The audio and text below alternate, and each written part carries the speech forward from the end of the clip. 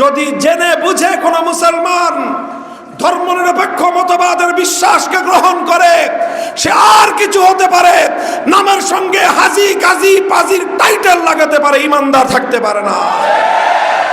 যদি কেউ বলে হ্যাঁ আমি ধর্মনিরপেক্ষ মতবাদ বুঝে শুনে গ্রহণ করলাম, যেই মুসলমান আল্লাহর কোরআনের বিরুদ্ধে জেনে বুঝে অবস্থান গ্রহণ করবে, তার সম্পর্কে কথা বলতে কোনো সংশয় নাই, কোনো সন্দেহ নাই, কোনো দ্বিধা নাই যে আল্লাহর কোরআন বিরোধী মতবাদ জেনে বুঝে গ্রহণ করবে স্পষ্ট বেঈমান এবং কাফের। যে একজন মুসলমান হয়েও মতবাদ হিসেবে সে সেকুলারিজমকে গ্রহণ করতে পারে, এই কথা যারা বলে তারা দুই অবস্থার যে কোনো এক অবস্থার মধ্যে পতিত। কয় অবস্থা? বড় করে বলেন, কয় অবস্থা? দুই অবস্থার যে কোনো অবস্থা, এক অবস্থার মধ্যে তারা পতিত। হয় তারা এটা বুঝে শুনে বলে, বুঝে শুনে করে, এটা তারা বুঝে শুনে করে, ধর্মনিরপেক্ষ মতবাদটাকে তারা জেনে বুঝে গ্রহণ করেছে। আর না হয় না জেনে না বুঝে ধর্মনিরপেক্ষ মতবাদ গ্রহণ করেছে। দুই অবস্থার যে কোনো এক অবস্থা হবে।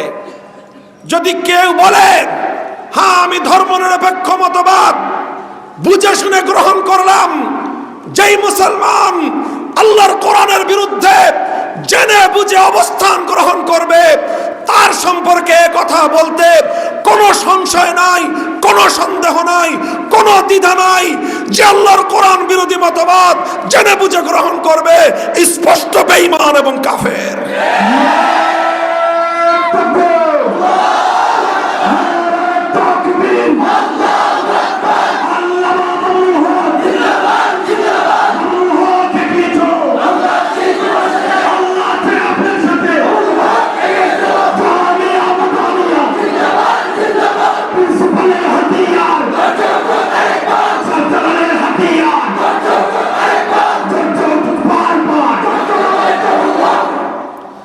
মুহতারাম হাজিরিন, যদি জেনে বুঝে কোন মুসলমান ধর্মনিরপেক্ষ মতবাদের বিশ্বাসকে গ্রহণ করে, সে আর কিছু হতে পারে, নামের সঙ্গে হাজি কাজী পাজির টাইটেল লাগাতে পারে, ইমানদার থাকতে পারে না।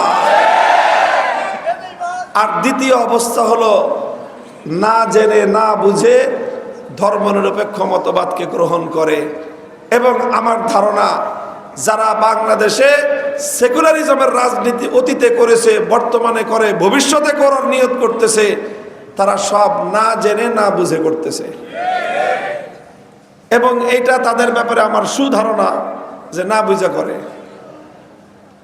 যারা না বুঝে না শুনে একটা মতবাদের অনুসরণ করে, আমি তাদের সম্পর্কে সবচেয়ে হালকা যে শব্দটা পেয়েছি খুঁজে তাদের ক্ষেত্রে প্রয়োগ করার জন্য, সেটা হলো তারা সব গণ্ড মূর্খের দল।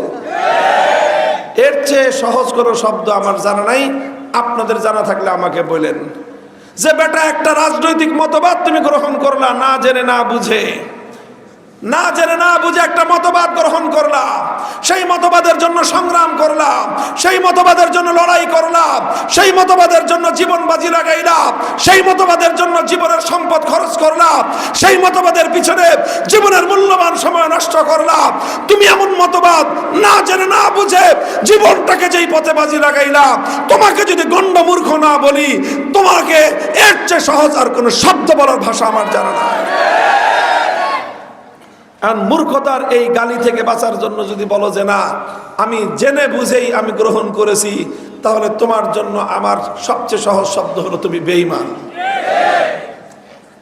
যারা মুসলমান হওয়ার পরেও ধর্মনিরপেক্ষতার রাজনীতি করে, হয় জেনে বুঝে করলে বেঈমান, না জেনে না বুঝে করলে গণ্ড মূর্খের দল। আল্লাহ এই জাতিকে বেঈমানের হাত থেকেও রক্ষা করুন, মূর্খের দলের হাত থেকেও রক্ষা করুন। মাহফুজ ইসলামিক টিভি, ইসলাম প্রচারণায় সত্যের সঙ্গী।